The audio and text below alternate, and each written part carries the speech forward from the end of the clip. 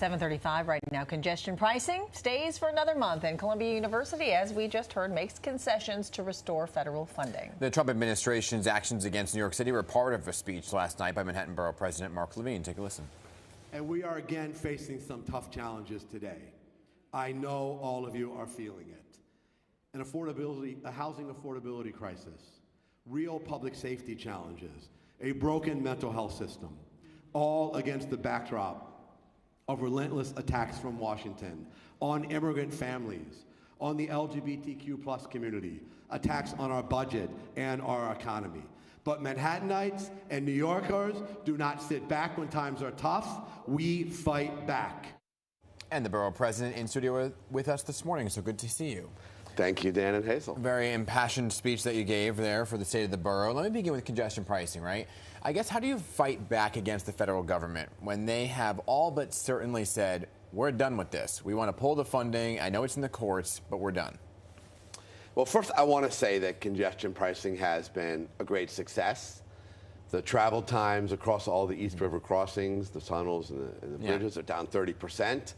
Foot traffic is up at local businesses. Reservations are up at restaurants. Attendance at Broadway is up. And we have a steady stream of revenue to help upgrade the subways. So there's really no justification for the Trump administration to come in and kill the program, especially since it already went through a very rigorous 4-year review. I think it's going to land in the courts. It already is in the courts.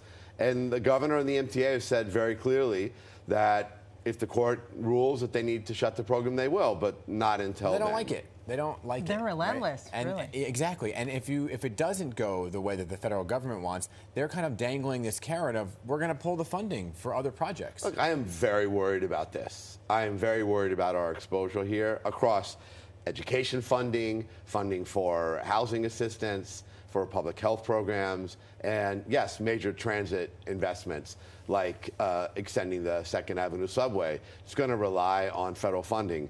Upgrading Penn Station is going to rely on federal funding. So this is really tough. We need our federal allies to fight.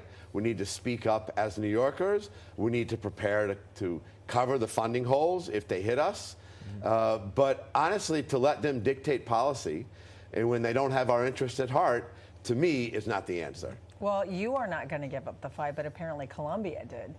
You just saw Kirsten Cole reporting about the agreement there. So what do you think about that, for them to just say, okay, you can have your way, we need our funding? Well, okay, I have spoken out about my view that there has been a persistent problem of anti-Semitism at Columbia, and I've wanted Columbia to do more. But I do regret that the Trump administration has targeted a wide variety of programs at the institution, including a lot of scientific research that really would have a devastating impact on critical investigations, and including into solving diseases here in New York City.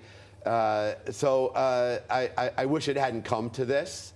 I hope we can find a way to both attack anti-Semitism on campus and preserve academic freedom. I don't think that's what the Trump administration is looking for, though. I want to talk about your speech yesterday, because you touched upon housing, public safety, mental health issues, right?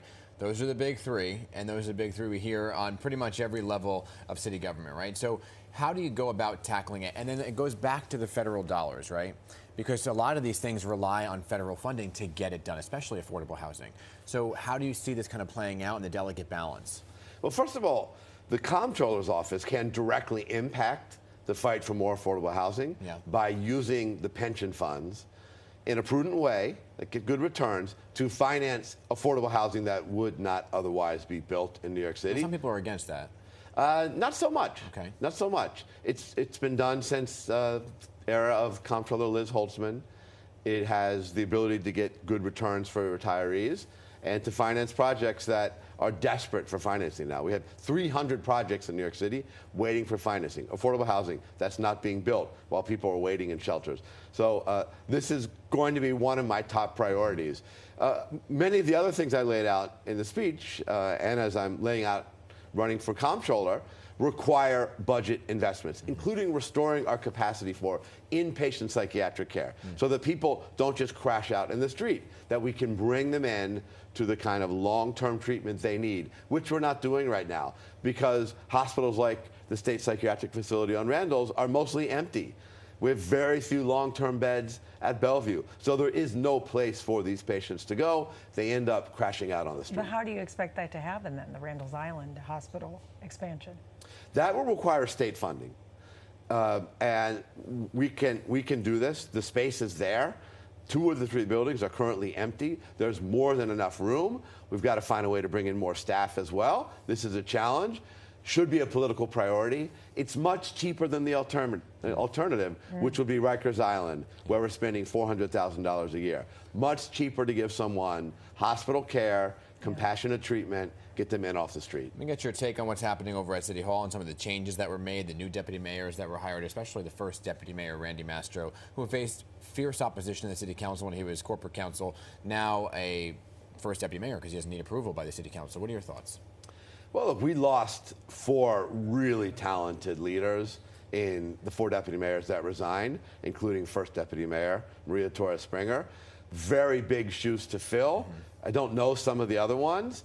I hope that Mr. Mastro governs in a way that prioritizes technocratic leadership for city government at a time of enormous challenges. I hope they are willing to push back against the Trump administration when warranted. That's what I'm going to be looking for, and I'll be holding them accountable for that. All right, Manhattan Borough President Mark Levine, great to have you in today. Thank you, Hazel. Good to see you. Good to see you. All right, 7:42, everybody.